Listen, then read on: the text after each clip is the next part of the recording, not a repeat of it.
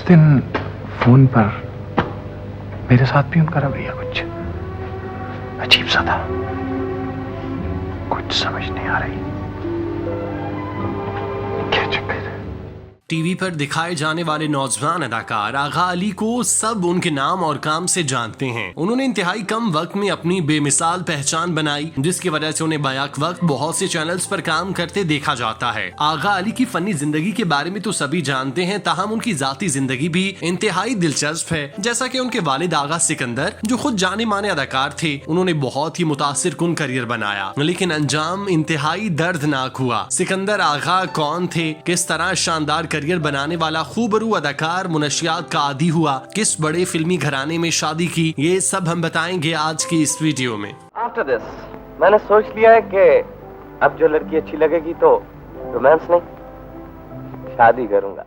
आगा सिकंदर 1955 को लाहौर में पैदा हुए। उनके वालिद हसन रजा क़याम पाकिस्तान से पहले और बाद में विलन के किरदारों में जलवागर होते रहे। उन्होंने अपनी जिंदगी में मुतादिद फिल्में की। आगा सिकंदर को अपने घर में फिल्मी माहौल मिला। उनके घर वक्त के बड़े बड़े फनकार आते, महफिलें सजती। जब आगा सिकंदर अपने वालिद को बड़े बड़े हीरोज के साथ वक्त गुजारते देखते तो बहुत मुतासिर होते। अपने वालिद के साथ स्टूडियोज जाने पर जिस तरह उन्हें प्रोटोकॉल दिया जाता, ये सब देखकर आगा सिकंदर के दिल में भी अदाकार बनने की ख्वाहिश जन्म लेने लगी। आगा सिकंदर ने तालीम मुकम्मल करने के बाद अदाकार बनने का सफर शुरू कर दिया। वो भले ही एक नामवर अदाकार के बेटे थे, लेकिन इंडस्ट्री में जगह बनाने के लिए तगोदो से गुजरना पड़ा। नहीं, ये वो डंडों की वजह से मैं ठीक थोड़ी हूँ, मैं तो मोहब्बत की वजह से ठीक हूँ। मैं तुम्हें यकीन दिला सकता हूँ अब्दुल इस्लाम भाई कि मैं बिल्कुल ठीक हो चुका हूँ। तुम देखो, मैं मेरी बात तुमने मुझे कॉलेज के अलावा कभी घर से निकलते देखा? आगा सिकंदर को स्टेज पर कंबर अली शाह ने अपने प्ले एक ही कायद से मुतारिफ कराया, जिसमें उन्होंने मुतासिर कुन कारकर्दगी का मुजाहिरा किया। जिसके बाद वो ड्रामा साजों की नजरों में आ गए और उन्हें स्क्रिप्ट्स ऑफर किए जाने लगे। पाकिस्तान टेलीविजन की तारीख देखें तो बड़े बड़े ड्रामे मिलेंगे। हसीना मोइन के शाहकार फैमिली ड्रामे हो या मुन्नू भाई की लिखी कहानियां, अशफाक अहमद के अफसाने हो या अनवर मकसूद के चुपते कलम से निकले शाहकार, लेकिन ड्रामों की दुनिया में जो मकाम पीटीवी के मारूफ खेल वारिस को हासिल है, उसका कोई सानी नहीं। इस ड्रामे ने पाकिस्तान में ड्रामे की सनद को बुलंदी तक पहुंचाने में जो किरदार अदा किया, वो इससे पहले किसी ड्रामे ने नहीं किया था।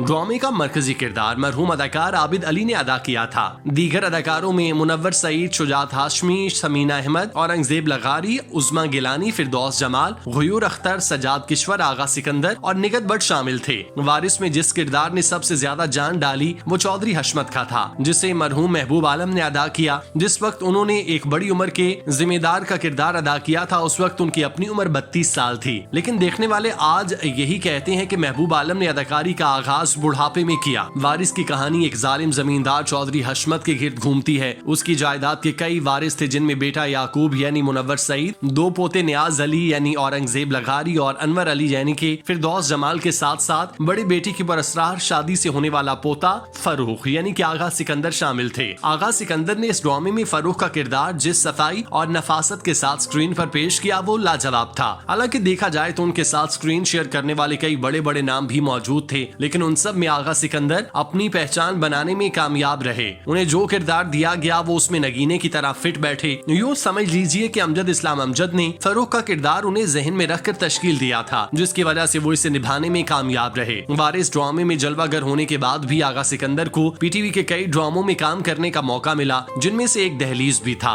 इस ड्रामे में वो मरहूम अफजाल अहमद के बेटे के रूप में दिखाई दिए। ये ड्रामा भी देखने वालों के जहनों पर अनमिट नकुश छोड़ गया। हाँ अमी, ही इज वेरी गुड। आपको पता है वो बहुत अच्छे हैं, वो जरूर हमारी मदद करेंगे।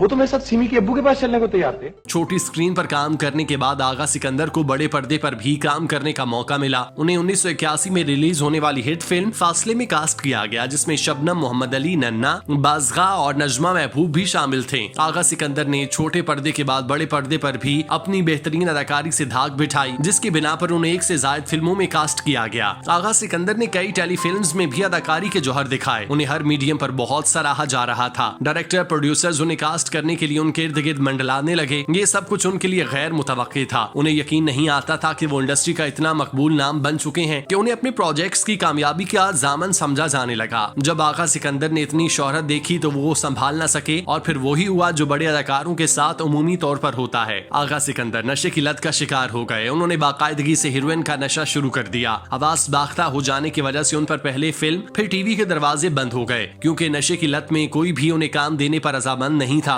आगा सिकंदर नशे की लत में निगार खानों में पाए जाने लगे। उन्होंने अपने करियर में इनायत हुसैन भट्टी की बेटी रुबीना के साथ शादी की, जिससे उनकी औलाद भी हो चुकी थी। आगा सिकंदर की इस लत से न सिर्फ उनके घर वाले बल्कि ससुराल वाले भी तंग आ गए थे। उन सब ने मिलकर अपने तई बहुत कोशिश की, लेकिन आगा सिकंदर इस लत से पीछा छुड़वाने में बुरी तरह नाकाम रहे। हीरोइन का जहर उनकी रगों को काटता रहा, यहाँ तक कि उनका खूबसूरत और मजबूत जिस्म देखते ही देखते हड्डियों का ढांचा बन गया। आगा सिकंदर का लाहौर में तवातर के साथ इलाज जारी रहा, लेकिन वो हीरोइन के असरात से खुद को बाहर न निकाल पाए। 25 मई 1993 को आगा सिकंदर लाहौर में इंतकाल कर गए। उस वक्त उनकी उम्र महज 42 साल थी, जो इंतहाई कम थी, लेकिन उन्होंने नशे की ज्यादती की वजह से अपनी मौत आप ही ली थी। उन्हें लाहौर के मोमिनपुरा कब्रिस्तान में सुपुर्दे खाक किया गया। जब उनकी वफात हुई तब अदाकार आगा अली 8 साल के थे। वालिद की वफात के बाद आगा अली और उनके भाई अली सिकंदर दोनों इंडस्ट्री के साथ मुंसलिक हुए और उनका फनी सफर आज भी कामयाबी से जारी है। आगा अली ड्रामों में अदाकारी के जौहर दिखा रहे हैं। उन्होंने मकबूल अदाकारा आयशा अल्ताफ से शादी की, जबकि आगा अली के भाई अली सिकंदर अदाकारी हिदायतकारी के साथ साथ प्रोडक्शन से भी वाबस्ता हैं।